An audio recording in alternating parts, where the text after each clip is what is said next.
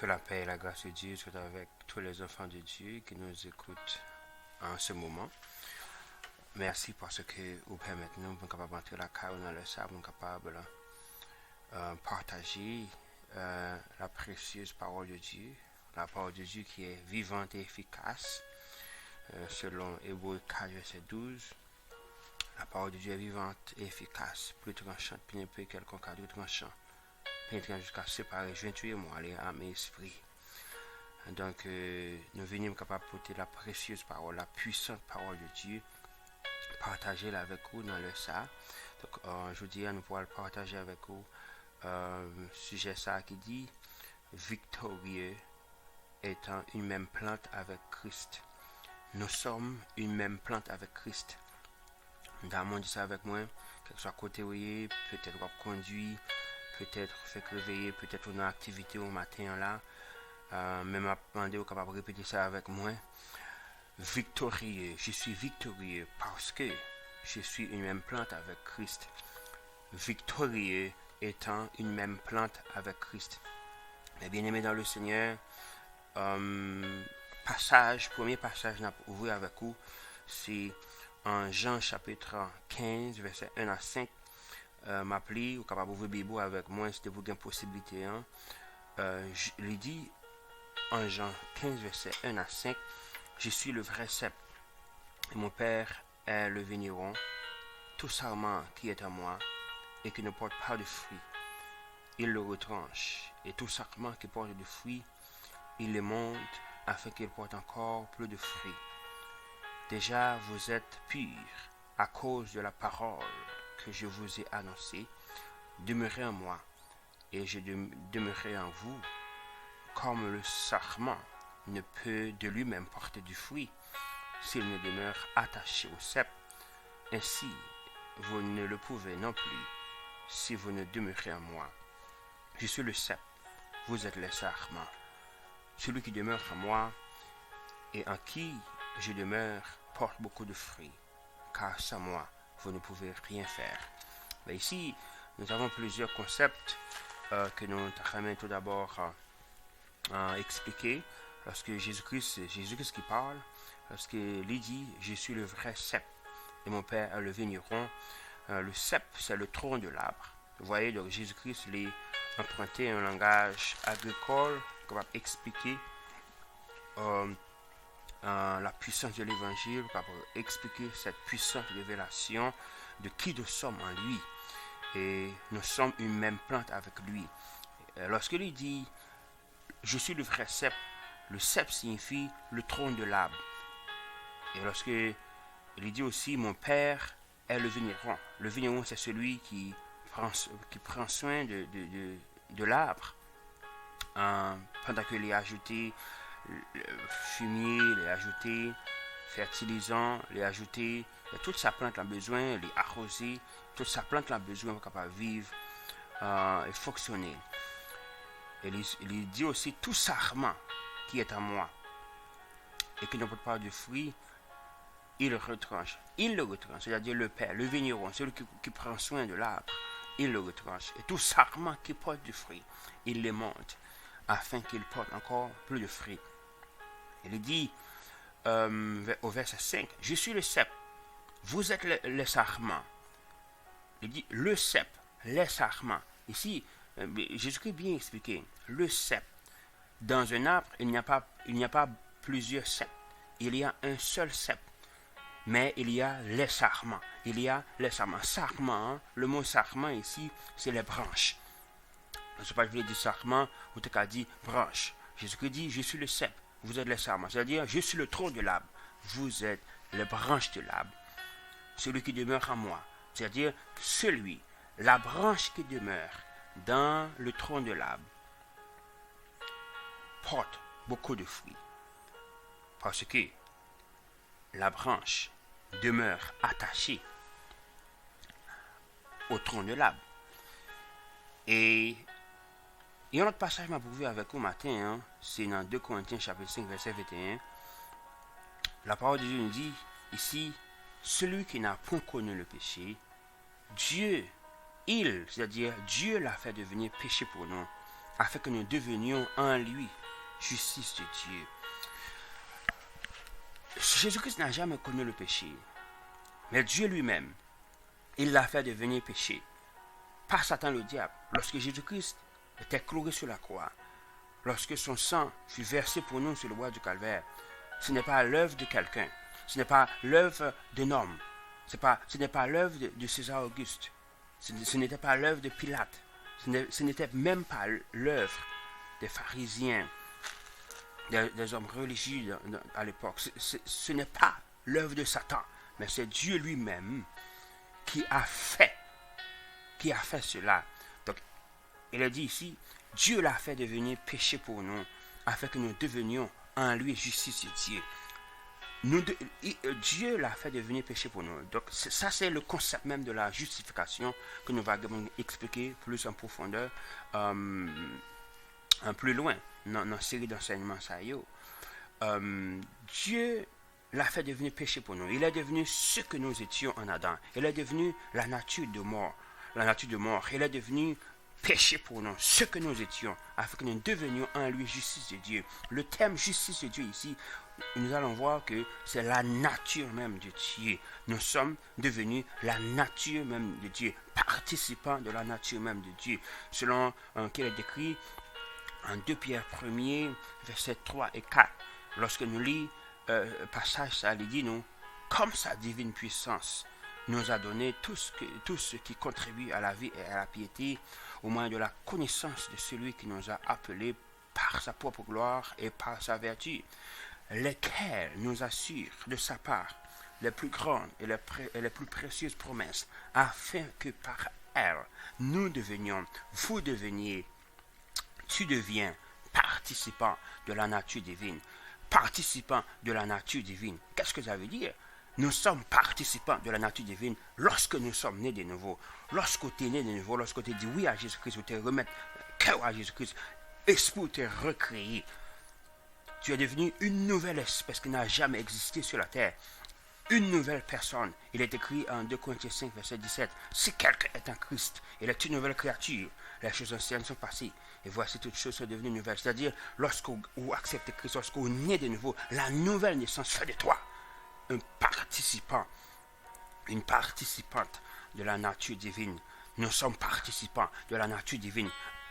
Quant à l'esprit, c'est notre esprit qui était mort. Nous étions morts spirituellement. Mais maintenant, la nouvelle naissance nous apporte le Saint-Esprit qui habite en nous. La nouvelle naissance nous apporte la vie divine, la vie zoé, la vie éternelle de Dieu qui demeure dans notre esprit et qui nous apporte la vie éternelle à nous-mêmes. C'est-à-dire, nous sommes participants de la nature divine. Jésus-Christ est dans le Père. Nous sommes en Jésus-Christ. Et nous et Jésus-Christ. Jésus-Christ et nous sommes dans le Père. C'est-à-dire, nous sommes une même plante avec Jésus-Christ. Et nous sommes une même plante avec Dieu, selon qu'il est décrit dans ce passage. Et nous avons avancé, capable de lire encore dans 1 Corinthiens chapitre 6, versets 15 à 17. Ne savez-vous pas que vos corps sont les membres de Christ? Prendrez-vous donc les membres de Christ pour en faire les membres d'une prostituée? Loin de là. Ne savez-vous pas que celui qui s'attache à la prostituée est un seul corps avec elle? Car est-il dit, les deux deviendront une seule chair. Mais celui qui s'attache au Seigneur est avec lui un seul esprit. Nous qui sommes nés de nouveau, notre esprit est attaché au Seigneur. Parce que notre esprit maintenant est en contact avec Dieu. Notre esprit maintenant, nous avons été réconciliés avec le Père. Nous sommes un seul avec Christ. Nous sommes un seul avec Dieu, étant devenus participants de sa nature, de la nature divine. Et on a regardé un autre passage, c'est dans 1 Jean, chapitre 4, verset 15 à 17. Il dit, celui qui confessera que Jésus-Christ est le Fils de Dieu, Dieu demeure en lui, et lui en Dieu. Et nous avons connu l'amour de Dieu, que Dieu a pour nous. Et nous y avons cru. Dieu est amour. Et celui qui demeure dans l'amour demeure en Dieu. Et Dieu demeure en lui. Tel il est, tels nous sommes aussi dans ce monde. Alléluia. Oh, quelle victoire. Oh, quelle révélation. Tel Christ est, tel nous sommes aussi dans ce monde. Pourquoi? Parce que nous sommes une même plante avec lui. Parce que nous sommes un avec lui. Parce que nous sommes devenus participants de la nature divine. Par la nouvelle naissance. Par la régénération de notre esprit. Lorsque l'esprit nous régénérer, nous recréer, nous naître de nouveau, nous sommes devenus fils de Dieu. Et nous avons regardé un dernier passage avec vous, c'est dans Romains chapitre 6, verset 1 à 5. Que dirons-nous donc? Demeurions-nous dans le péché, afin que la grâce abonde? Loin de là. Nous qui sommes morts au péché, comment devrions-nous encore, comment vivrions-nous encore dans le péché? Ignorez-vous que tous qui ont été baptisés en Jésus-Christ, c'est en sa mort que nous avons été baptisés. Nous avons donc été ensevelis avec lui par le baptême en sa mort, afin que, comme Christ est ressuscité des morts, par la gloire du Père, de même nous aussi, nous marchions en nouveauté de vie. Verset 5. En effet, si nous sommes devenus une même plante avec lui, par la conformité en sa mort, nous serons aussi par la conformité en sa résurrection. Nous le sommes aussi par la conformité à sa résurrection. Parce que Jésus-Christ a été ressuscité le 3e jour. Donc, en fait, nous sommes devenus une même plante avec lui. Pourquoi? Parce que il est le cep. Il est le tronc de l'arbre. Nous sommes les sarments. Et nous tous qui avons reçu Christ, Jésus-Christ comme notre Sauveur et Seigneur. Donc, nous sommes une même plante avec lui. Nous qui sommes nés de nouveau. Oh, quelle révélation! Oh, quelle victoire que nous avons en tant que fils de Dieu. Nous sommes une même plante avec lui. Maintenant, regardons cette image. Les branches, les sarments sont attachés au cep, c'est-à-dire le tronc de l'arbre. Imaginez cette révélation, mes bien-aimés dans le Seigneur. Imaginez cette révélation, cette puissante révélation. Jésus-Christ déclare lui-même qu'il est le tronc de l'arbre et que nous sommes les branches de l'arbre. Premièrement, en nous entrer dans le naturel, bien-aimé dans le Seigneur, parce que c'est Dieu qui créa le naturel et c'est lui aussi qui est l'auteur du surnaturel. Donc, le naturel, c'est ça, une parabole. Le naturel, Jésus-Christ utilise le naturel pour expliquer des mystères spirituels pour que nous comprenions. Ok, bon, Jésus-Christ dit ici, nous sommes les sarments et lui, il est le cep. Regardons un arbre, par exemple. Pied bois, par exemple, un pied mangue. Un manguier. Ça qui nourrit tronc d'arbre. Tronc d'arbre, il est nourri par les racines qui puisent dans le sol les sèves, les nutriments que l'arbre a besoin pour vivre et fonctionner. Donc c'est au moyen des racines que le tronc nourrit. Et c'est même nutriments qui infiltrent des racines au tronc et c'est même nutriments qui nourrit les branches de l'arbre. Ok? Donc c'est pas une autre racine que branche gagne pour nourrir branche. Donc même race, même nutriments, même vie qui n'a racine, c'est le même qui traverse le tronc, c'est même vie ça qui traverse les branches. Bien aimé dans le Seigneur, c'est l'image ça que Jésus-Christ utilisait pour expliquer qui nous sommes en lui. Il est le cep, il est le tronc. Et nous sommes les branches. C'est-à-dire que même gens, de même manière que la même vie, les mêmes nutriments, la même nourriture dont le tronc est nourri, c'est la même nourriture que les branches sont nourries. C'est de même, bien-aimé dans le Seigneur. Jésus-Christ a la vie de Dieu en lui. Alright?